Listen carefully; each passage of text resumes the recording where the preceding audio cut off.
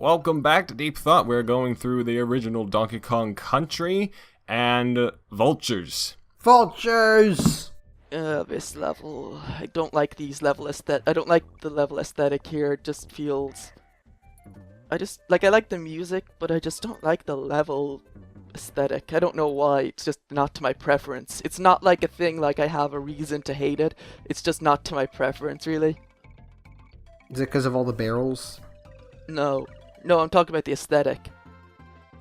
I like this. I like the whole style of this forest. Yeah, I like it too. I mean, the background kind of is like... I mean, it's a bit obvious that the background is really black and it's not that impressive upon closer inspection. But I mean, besides that, I don't really hate or find anything I don't hate it or anything. Like It's just not to my preference, really. Yeah. But yeah. Speaking of graphics, I mean, Jesus Christ! I mean, this game was fucking groundbreaking in back then. Well, for Super Nintendo, yeah. It is beauty. It still looks really good today. Yeah. They had of course, these are all pre-rendered sprites. Like, nothing in here is hand-drawn. I think even the score numbers and items are all pre-rendered. They had created them with a Silicon Graphics challenge machine, I think, and they had bought two of them, each worth £80,000. So yeah, that was quite a lot back then. Yeah, it took a while for these graphics to render as well. Sometimes they would leave them rendering overnight, and the thing still wouldn't be done in the morning. Yeah. So there's very high visual fidelity in this game, and as I said, it still looks really good today. I want to say there's nothing like it, but I feel like there is more things like it, like the sequels and whatnot. And Mortal Kombat. Arcade. Mortal Kombat was kind of photorealistic. It was still digitized pre-rendered. Graphics. I suppose, but I mean, there's a difference between pre-rendered cartoony looks and the Uncanny Valley. Oh, also Final Fantasy VII. Although since that was 3D, I guess it kind of people don't consider it as much like this. It is, though. All the backgrounds are pre-rendered. Yeah. And I thought this was done by the Super FX chip. It's not. I guess that was something else. I think this was before the Super FX chip, I think. Yeah. It was around the same time. I know Yoshi's Island used the FX chip. That was the FX2 chip. Oh, it has a 2. That makes it completely different. To clarify, Star Fox came out in 1993. So yes, while the Super FX chip was out before Donkey Kong Country came out, the game didn't use it. And so this makes the game's graphics all the more impressive considering they didn't use the higher technology, which, to be fair, not a whole lot of games use the Super FX chip, but still. I love this level too, and I love to live in a town like this. It's the Ewok village. Oh yeah, pretty much. Also, I want to say that the music for this level in the Game Boy Color version is fucking horrific. Oh god, you might as well bring up the ports as well. This game was, as well as the other two games, were ported to the GBA, in the early 2000s. Their Game Boy, that was Donkey Kong Land. No. Oh no, you said Game Boy Advance. I thought you said Game Boy Color. No, Donkey Kong Land wasn't on the Game Boy Color. That was on the original Game Boy, but there was a port of Donkey Kong Country 1 on the Game Boy Color. I've played it on stream, and it is some of the worst shite you could ever play, really. It's just awful. Yeah, from what I've seen of Mia's various playthroughs, it looks like shit, sounds like shit, and probably plays like shit as well. I don't think I'll be touching it anytime soon. I played Land. It's what you expect from Game Boy Donkey Kong Country. Now, Land I thought was pretty alright. Land 2 was not that good. So inferior to DKC2. But I mean, the original Land at least had some original ideas going. Which I mean, it was kind of weird considering it was kind of a port of a... It wasn't a port, it was just trying to be a Game Boy Advance sort of. It was the same. It was a port in the way that you could say that Sonic 1 on the Master System is a port of Sonic 1 on the Mega Drive. If that Yeah, makes you sense. can put it that way, yeah. I think the difference basically comes if the level design or like level ideas are like almost similar. So like say something like the Sonic 1 on the Master System for the most part was being its own levels. So you can kind of that's why you can kind of say like that's more of a different game. Well, half of the levels were from the Mega Drive game, so...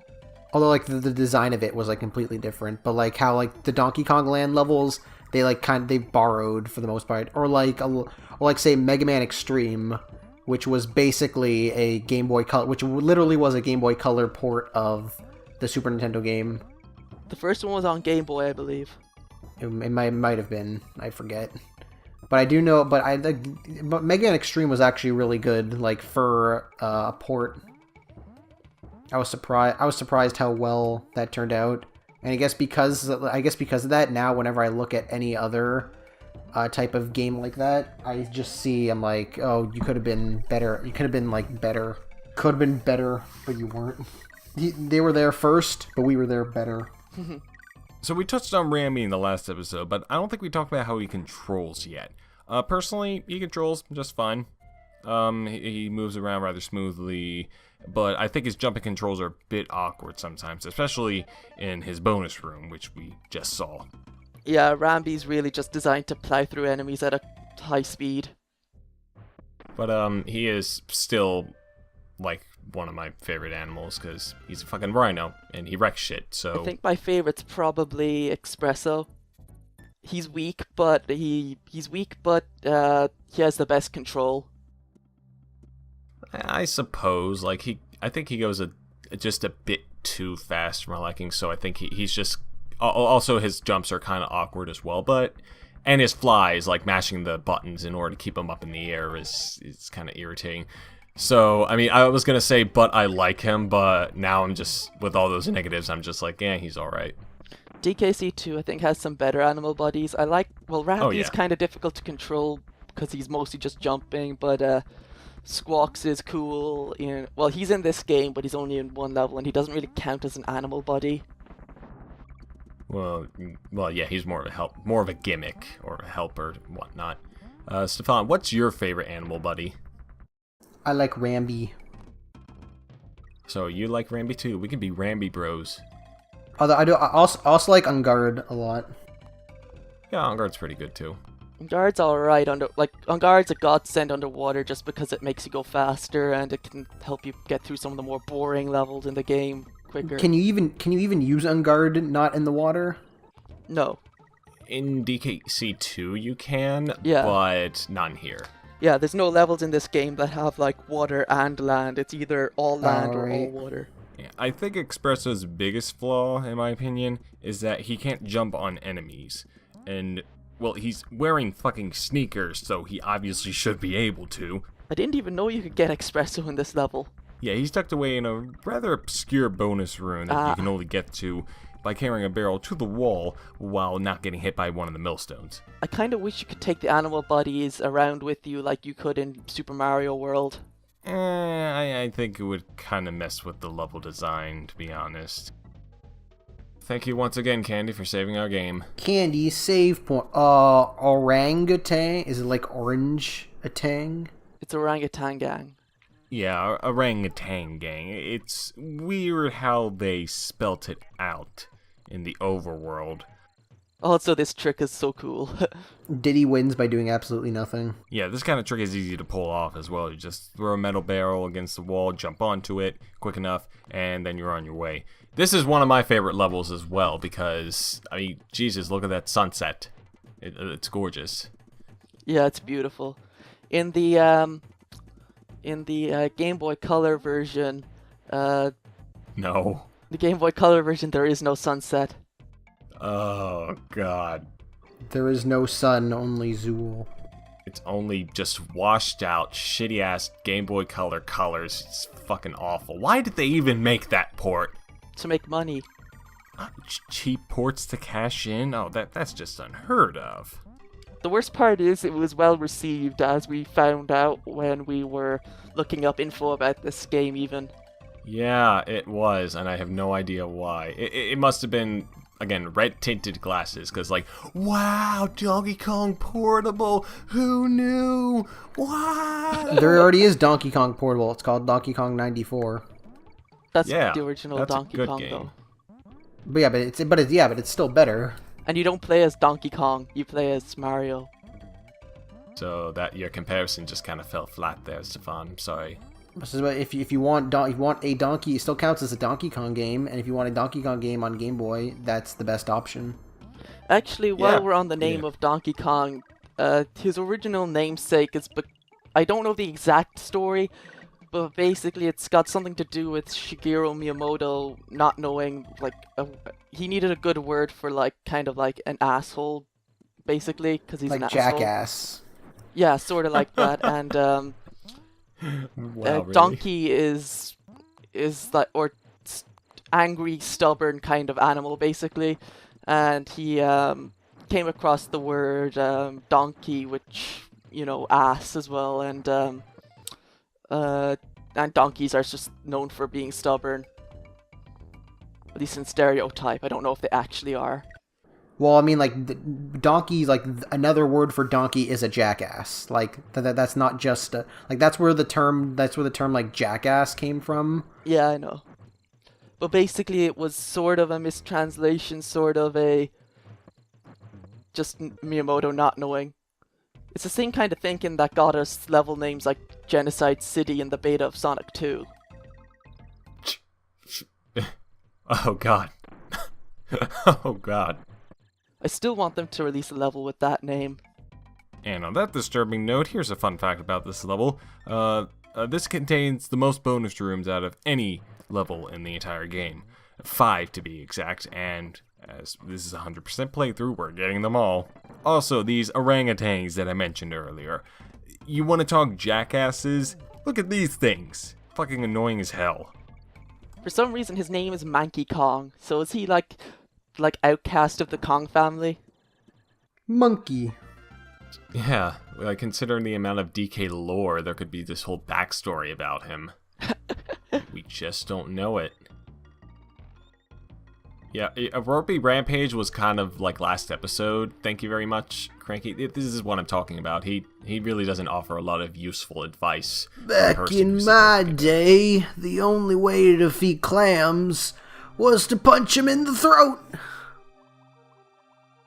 It must just be that mentality he has. You don't need advice. Just do it yourself. Is this like a meme? Am I cool now? Yes. If you keep up that voice, I'm pretty sure someone can make it into a meme. I was referencing the Nintendo of America when Tropical Freeze came out, and they had Cranky Kong posting memes. Ah. Huh. It was just a picture of Cranky Kong, and it's like, this is a meme. Am I cool now? I mean, that does sound like Cranky, like the fourth wall breaking stuff combined with that how do you do, fellow kids kind of attitude. Yeah, Clam City, I like this level, but I mean, there's no city. This isn't a city. Yeah. I see clams. Where are the frickin' skyscrapers and all the buildings and whatnot? Like, or where's frickin' Atlantis? When I hear city and see an underwater, I expect Atlantis. This isn't Atlantis. Can I have marrow piss at least? Stefan, the world is your oyster, or should I say, the world is your clam. Ha! Pun. Bumble to rumble. Speaking Bickety of buck puns. bumble. And I should mention, this is the only time in the game that I use Donkey Kong, because he lifts the barrels over his head, and that makes this boss a lot easier to defeat. Have you guys played Buck Bumble?